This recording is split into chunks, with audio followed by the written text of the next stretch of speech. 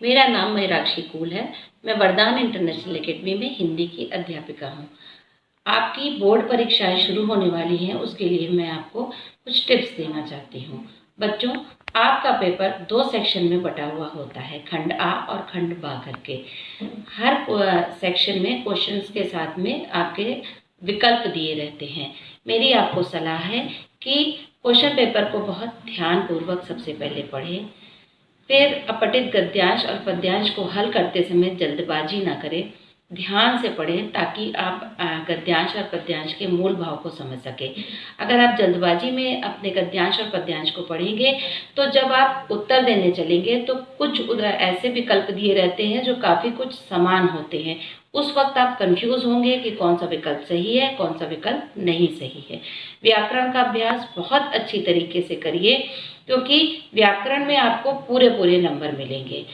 फिर जो आपका विवरणात्मक प्रश्न होता है, तो मैं ये कहूँगी कि पाठ सभी महत्वपूर्ण है। कोई भी पाठ ऐसा नहीं है जिसको आप ज़्यादा पढ़ें और कोई कम महत्वपूर्ण है उसमें से कम पूछा जाएगा। सभी पाठों में से आपका पैराग्राफ भी दिया जा सकता है जिसपे बेस्ड क्वेश्चंस होते हैं, और आपके शॉर्ट और लॉन्ग दोनों क्वेश्चन पूछे जाते हैं। शॉर्ट क्वेश्चंस आपके 2 नंबर के पूछे जाएंगे और लॉन्ग क्वेश्चंस आपके 3 नंबर के पूछे जाएंगे। अनुच्छेद लिखने के लिए मेरी आपको सलाह यही है कि ज़्यादा से ज़्यादा किताबों को पढ़ना शुरू करें। अब तो ई बुक का ज़माना आ गया है, तो मेरी ये सलाह है कि जैसे गूगल वगैरह पे कई अच्छी किताबें हैं, आप सर्च करिए, उसको पढ़िए। या आपके घर में न्यूज़पेपर आता हो, पेपर को जरूर पढ़िए, संपादकीय वाला पृष्ठ उसमें पढ़िए। इससे आपकी लेखन की आदत अच्छी होगी, आपको जानकारी रहेगी, और अगर किसी करंट विषय के ऊपर अनुच्छेद आता है तो आप उसको बहुत अच्छी तरीके से लिख सकेंगे।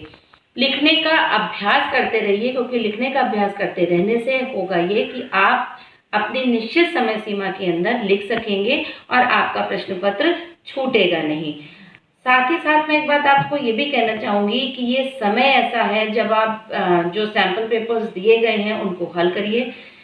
2.5 घंटे के अंदर अपने सैम्पल पेपर्स को आप हल करिए, ताकि शेष बचे हुए आधा घंटे के अंदर आप उसको रिवाइज कर सकिए। ध्यान से देखिए, अगर कोई क्वेश्चन आपसे छूट गया है तो उस क्वेश्चन को करिए, या अगर प्रश्न पत्र में कहीं कोई त्रुटि रह गई है तो उस त्रुटि को आप दूर करिए। सभी चीज़ों का अभ्यास बहुत अच्छी तरीके से करिए, क्योंकि जब आप पाठ पढ़िए तो या कविताएं अपनी पढ़िए तो उनकी विषय वस्तु को समझने का पूरा प्रयास करिए, क्योंकि ऐसा आवश्यक बिल्कुल नहीं होता है कि अगर आप जो एनसीईआरटी की बुक में पीछे क्वेश्चंस दिए गए हैं वो सेम टू सेम आपके बोर्ड एग्जाम्स के पेपर में आएंगे। क्वेश्चंस को घुमा करके पूछा जाता है। तो यदि अगर आपने पाठों को सही ढंग से पढ़ा हुआ होगा तो आप उन प्रश्न पत्रों को हल करने में सक्षम रहेंगे। माता पिता को मेरी यही सलाह है कि बच्चों को प्रोत्साहित करें, ज़्यादा से ज़्यादा सभी विषयों को सभी विषयों के प्रश्न पत्रों को वो हल करें। 2.5 घंटे के अंदर बच्चा घड़ी देख करके प्रश्न पत्र को हल करे, ताकि शेष बचे हुए आधे घंटे में वो अच्छी तरीके से उसको दोहरा सके। अपनी समय सारणी घर में ऐसी बनाइए कि सभी विषयों को आप पूरा समय दे सके। ऐसा ना करिए कि किसी एक विषय को बहुत ज़्यादा और बाकी विषय आपके उपेक्षित पड़े रहे। तो मैं आशा करती हूँ कि मेरे दिए हुए ये टिप्स आपके काम आएंगे। So all the best, thank you.